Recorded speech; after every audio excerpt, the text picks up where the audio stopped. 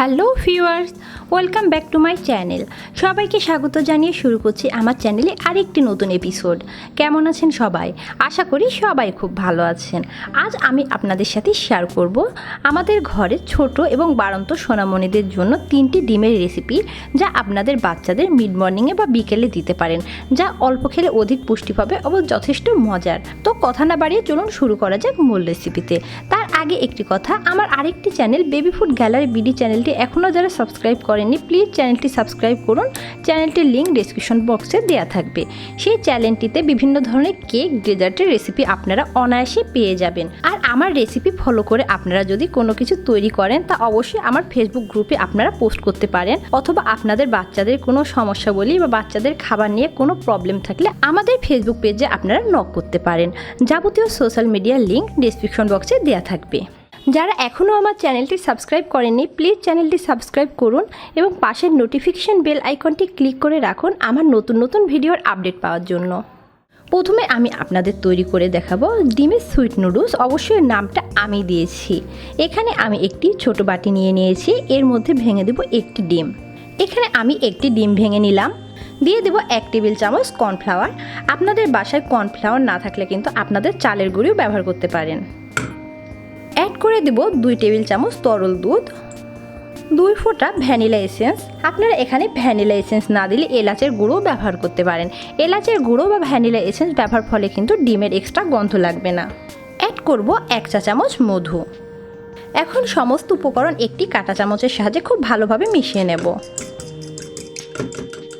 সমস্ত উপকরণ ভালোভাবে মেশানো হয়ে গিয়েছে। এখন আমি এক সাইডে রেখে দেব এবং পরবর্তী স্টেপে যাব। এখানে আমি চুলায় একটি প্যান গরম বসিয়ে দিয়েছি। এর মধ্যে অ্যাড করে দেব 1 চা চামচ কুকিং অয়েল। আপনারা চাইলে এখানে কিন্তু বাটার বা ঘিও ব্যবহার করতে পারেন। এখন একটি ব্রাশের সাহায্যে আমি কুকিং অয়েল চারিদিকে ভালোভাবে ছড়িয়ে দেব। আমি অয়েল খুব ভালোভাবে চারিদিকে ছড়িয়ে দিয়েছি। এখন এর মধ্যে ডিমটা ঢেলে দেব। ডিমটা ঢেলে দেওয়ার আগে কিন্তু আবার খুব ভালোভাবে নেড়েচেড়ে নিতে হবে, না হলে কিন্তু কর্নফ্লাওয়ার তলানিতে জমে যাবে।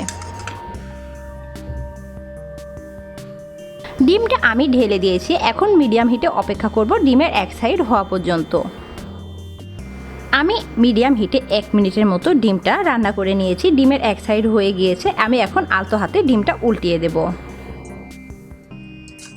ডিমটা আমি উল্টিয়ে দিয়েছি। ডিমের এক সাইডটা কিন্তু আমার একটু বেশি করা হয়ে গিয়েছে, দেখতেই পাচ্ছেন।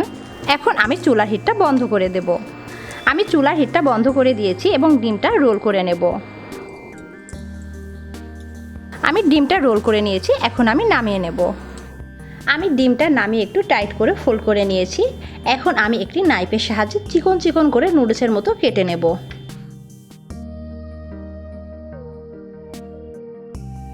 ডিমগুলো আমি সবটুকু কেটে নিয়েছি, দেখতেই পাচ্ছেন কাটা হয়ে গিয়েছে। এখন আমি একটি বাটিতে উঠিয়ে নেব। আমি ডিমের সুইট নুডলসগুলো একটি বাটিতে উঠিয়ে নিয়েছি। দেখতেই পাচ্ছেন ঝটপট ডিমের সুইট নুডলস তৈরি হয়ে গেল।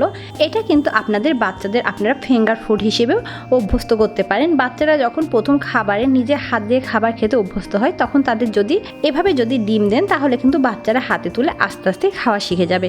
এছাড়া আপনারা আপনাদের বড় বাচ্চারা বা বাড়ন্ত বাচ্চাদেরও এইভাবে বিকেলে ঝটপট একটি ডিম খাওয়াতে পারেন। প্রতিদিন একভাবে ডিম না দিয়ে কিন্তু বাচ্চাদের এক একদিন এক একভাবে ডিম দিলে বাচ্চারা কিন্তু মজা করে খায়। তো আশা করি আপনাদের প্রথম রেসিপি সুইট নুডলস খুব ভালো লাগবে।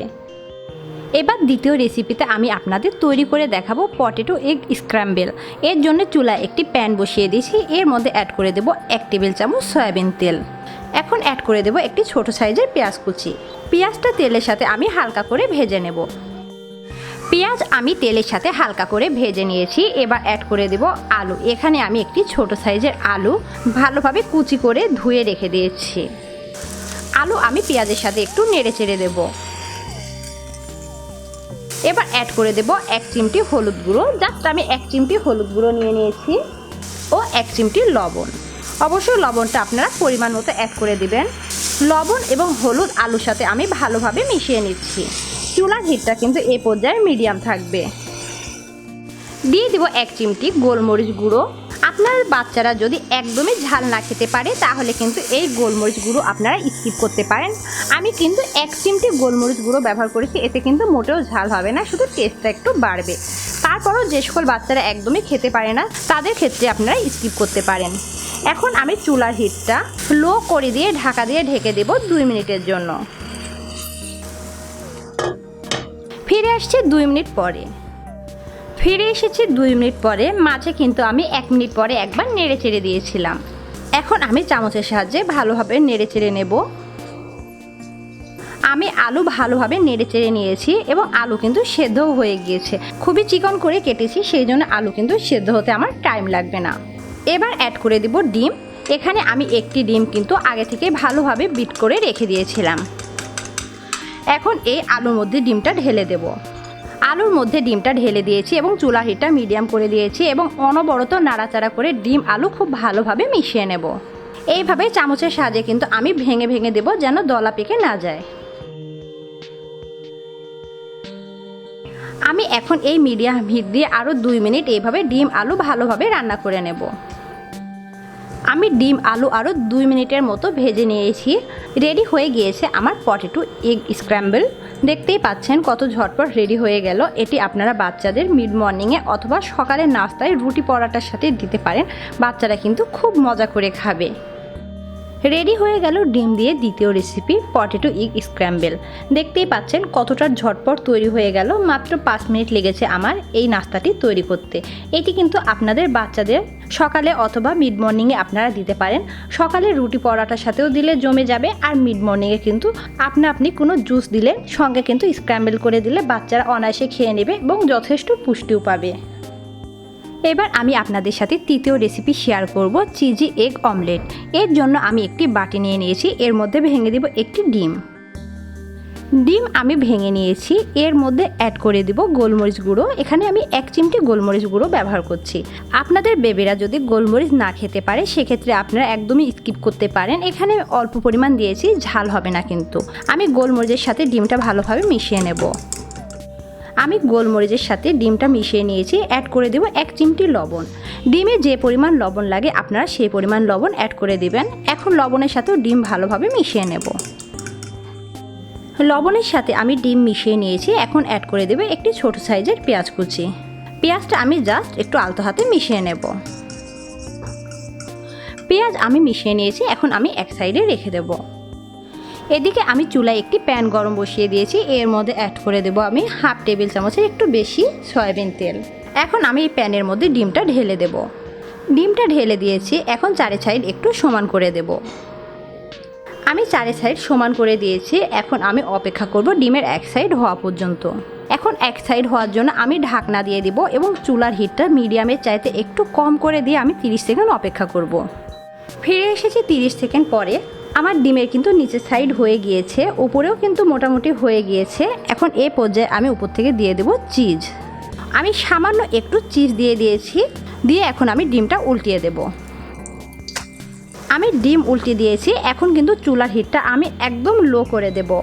একদম লো করে দিয়েছি। এখন পুনরায় আমি উপর থেকে এই সাইডেও চিজ দিয়ে দেব। আমি কিন্তু ওই সাইডে একদমই কম একটু পরিমাণ চিজ দিয়ে দিয়েছি। আমি কিন্তু এক সাইডে চিজ দিয়ে দিচ্ছি আর এক সাইড ফাঁকা রাখছি। আমি এখানে গ্রেট করা মোজারেলা চিজ ব্যবহার করেছি।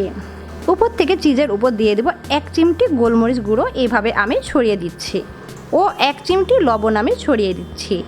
দেখতেই পাচ্ছেন আমি কিভাবে ছড়িয়ে দিলাম। এখন আমি ডিমটা চিজের উপরে এইভাবে ফোল্ড করে দিয়ে দেব।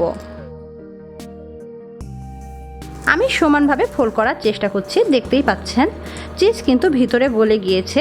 আমার চিজি অমলেট রেডি। এখন আমি উঠিয়ে নেব। রেডি হয়ে গেছে চিজি এগ অমলেট। আমি অমলেটটা কিন্তু মাঝ বরাবর কেটে 2 টুকরো করে নিয়েছি।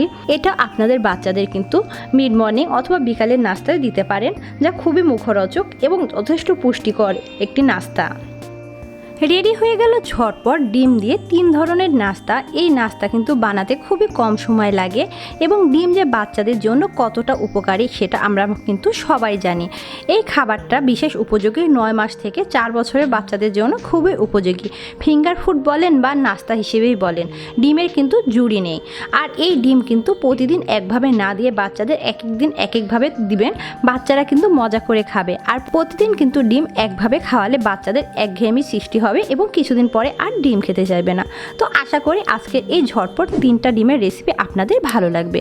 আমার ভিডিওটি যদি আপনাদের ভালো লেগে থাকে প্লিজ আমার ভিডিওটি আপনারা আপনাদের ফ্রেন্ডস অ্যান্ড ফ্যামিলির মধ্যে শেয়ার করবেন। আমার ভিডিওতে লাইক কমেন্ট করে আমার পাশে থাকবেন। ধন্যবাদ।